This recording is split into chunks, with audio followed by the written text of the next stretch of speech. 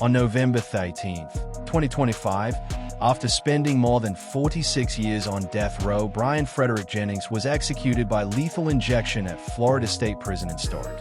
His name became permanently linked to one of the most horrifying crimes in Florida's history: the kidnapping, sexual assault, and murder of a 6-year-old girl.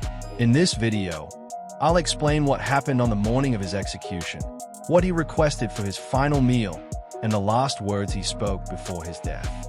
The case dates back to May 11, 1979, in the quiet neighborhood of Merritt Island in Brevard County.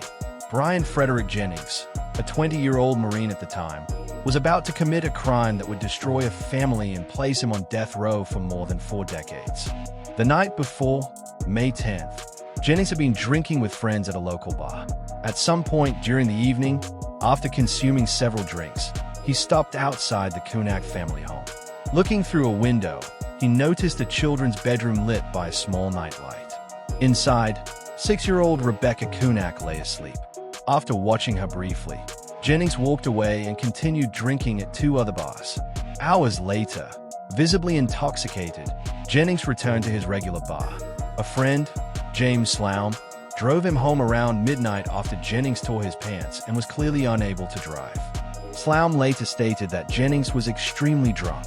After changing clothes, Sloum drove him back to the bar, but Jennings did not remain there. Sometime between 4 o'clock and 5 a.m. on May 11th, Jennings returned to the Kunak home. Robert and Patricia Kunak were asleep elsewhere in the house, unaware of what was unfolding. Rebecca slept in her bedroom, illuminated only by the glow of a nightlight. Jennings quietly approached her window, removed the screen, and opened it.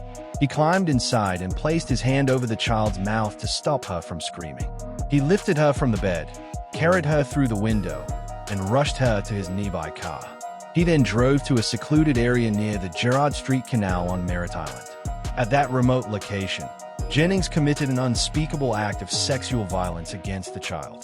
The assault caused severe injuries and bruising to Rebecca and even left injuries on Jennings himself due to the force used. Rebecca, only 6 years old, endured unimaginable suffering. Afterward, Jennings carried out an act the court later described as exceptionally brutal. He grabbed Rebecca by the legs, lifted her upside down, and slammed her head into the ground with full force. The impact fractured her skull and caused devastating brain injuries. Despite those injuries, Rebecca was still alive. Jennings then carried her to the canal, submerged her head underwater, and held her there for approximately 10 minutes until she stopped breathing. Rebecca Kunak died from drowning. Jennings left her body floating in the canal and fled. Around 5 a.m., he returned to the house where he was staying. His aunt, Catherine Music, saw him stumble inside, soaking wet, leaning against the wall and saying he was extremely drunk. His wet clothes and hair immediately stood out to her. Later that morning, Robert and Patricia Kunak discovered their daughter was missing. Her bedroom window was open, and the screen had been removed. Realizing something was terribly wrong, they contacted police, triggering an urgent search. That same day, Rebecca's body was found floating in a nearby canal.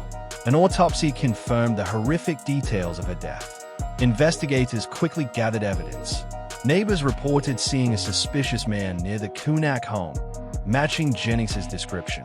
Shoe prints beneath Rebecca's window were analyzed and found to match Jennings's footwear.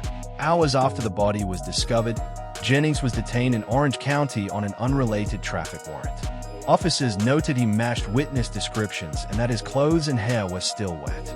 Fingerprints recovered from the bedroom window were examined by experts and conclusively identified as Jennings's. Although he initially denied involvement, Jennings eventually confessed during interrogation. His recorded confession became a central piece of evidence. In February 1980, Jennings stood trial in Brevard County, charged with first-degree murder, kidnapping, burglary, and related crimes. Prosecutors sought the death penalty. Jurors heard his confession, testimony from fellow inmates, and forensic evidence linking him to the scene. On February 7, 1980, the jury found him guilty on all counts. On May 7, 1980, he was sentenced to death, along with 4 life sentences for additional charges. Over the following decades, Jennings filed numerous appeals.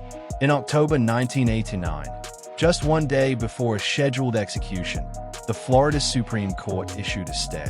He remained on death row for more than 45 years, becoming one of Florida's longest-serving death row inmates. On October 10, 2025, Governor Ron DeSantis signed a new death warrant. Bryan Frederick Jennings was executed on November 13, 2025, at 6 p.m. He was 66 years old. When asked for final words, he replied simply, "No." Rebecca's parents were not present, having passed away years earlier. That concludes today's case.